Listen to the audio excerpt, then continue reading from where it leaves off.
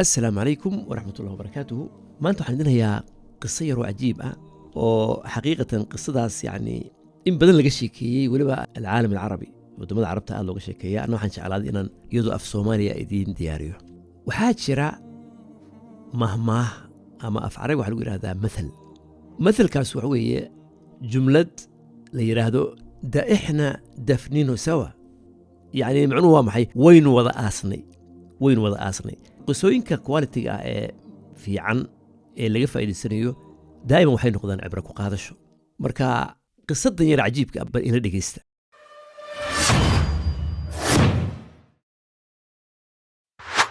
marka ugu horeysa ku saliya nabigeenna xabiibkeenna calayhi afdal salaatu wasalaam siduu ilaahay subxaana wa tacaala nagu amray yaa ayuha aladiina aamanuu salluu calayhi wasallimuu tasliima tuulo ka mid a tuulooyinka masar dhinaca ariif almasri ama dhinaca miiga oo kala oran kartaa laba nin baa jiro walaala ah oo tuulada laga yaqaanay laba nin oo aad u fiican bay ahaayeen oo dee meesha aad looga jecel yahay oo dadka caawima labada nin waxay lahaayeen dameerkaas waxay ka dhigteen walaal saddexaad oo kale alaabtuu qaadaa kii raba inuu meel tago dameerkaasu sii koraa wax kasta oo shaqooyinka ay ku shaqeeyaan oo dhan dameerkaasaa la qaban jiray oo dee xaqiiqatan wayba ku noolaayeenoo wax kasta dameerkaasu moogtay wuu u qaadi jiray markay xitaa cuntada cunayaan ama qadiinayaan dameerkuna halkaasuu fadhiya isagana cuntadiisa halkaas ay u dhigaan kaanno inay kulligood dee hal meelkooda wax ku wada cunayaan marka aad bay dameerka u jeclahay marka dameerka magac bay u bixiyeen waxay u bixiyeen abusabr macnaha abusabrna waa dee waa aabbaha sabarka af soomaaliya waxaan ku nidhahnaa samir carabi waa sabr markay arkeen dee dameerkan oo ay habeenii maalin ku shaqaysanayaan oo wax kasta u qabanaya sida ay u sheegeen qisadan waxay yidhahdeen dameerku wuxuu ahaa dameer daki ah oo sabar badan oo haddii wax loo tilmaamo meel uu fahmayaa bilishaara tilmaanta markii uu fahmayaa hadday xoogaa moogtay culays saaraan uu daalona ishuu saa ugu eegaa wa kaanna wuxuu leeyahay yaa raagil irxamni ba'a ana bashar walaaye yacni war ii naxariista dee xoogaa ma bashar baana wuxuu ahaa dameer ay ka maarmin wax kasta uu ku caawimi jiray macnaha rukun buu ka mid ahaa rukun asaasiya noloshooda maalmaha ka mid a labadii nin way baxeen waxay ku socdeen tuulada u dhow iyagoo dariiqii sii maraya labada tuulood dhexdooda dameerkii hal mar buu dhulka ku dhacay way eegeen waaba dhintayba labadii nin murugo oohin waxay sameeyaan bay garan waayeen adigu akhritaankii dameerkii way aaseen labadoodiiba wada aasay marka iyaga oo iska fadhiya oo ooyaya ayaa nin baa u yimi markaasuu wuxuu yidhi maxaad la ooyeysaan markaasay idhaahdeen waxaa dhintay abusabr baa dhintay marka ninkan meesha yimi wuxuu moodaya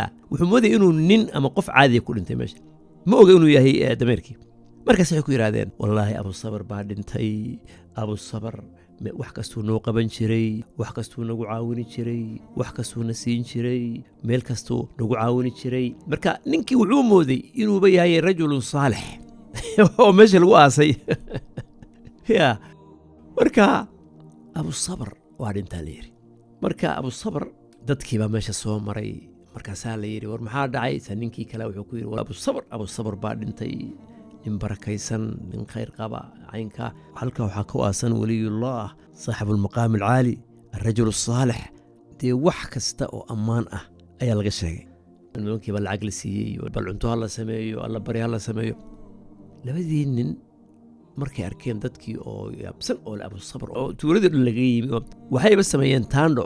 ama khayma taandhay meeshii uu ku dhintay dameerku taandho weyn bay ka dhiseen qofkii soo marana oo meesha weydiiyey warka yaa ku aasan waxay yidhahdeen abusabr baa ku aasan ma oga dadku wuxuu meesha dameer ku aasan yahay laakiin dadkii waxay arkeen inuu nin ahlilbaraka ah oo weli ah inuu ku aasan yahay meesha markaasaa lacag la keenaa lacag baa meesha lagu soo shubaa nimankii baa lacag la siiyey markaasaa nimankii way u fekereen say soomaalidu yidhahdaan way u yar qayleen dadka waxay ugu sheekeeyaan meesha waxaa ku aasan weli min awliyaa illaah qofta aana ilmo dhalin barakadiisa ilmaa u dhalan doona qofka moogta indhala barakadiisa indhaha u furmaya qofka aan lacag haysan qofka cudurka caynkaa qaba tuuladii oo dhan dee abusabr baa loo tagaa abusabr waliyullah saalix abusabr tuulooyin kale xataa laga yimi dee meeshii labadii nin lacag aan caadi ahayn baa soo gashay dadkii waxay moodeen meesha inuu ku aasan yahay weli min awliyaa la saalixiin abusabr waana dameerkii weeya waana dameerkii meesha lagu aasay waqti baa yimi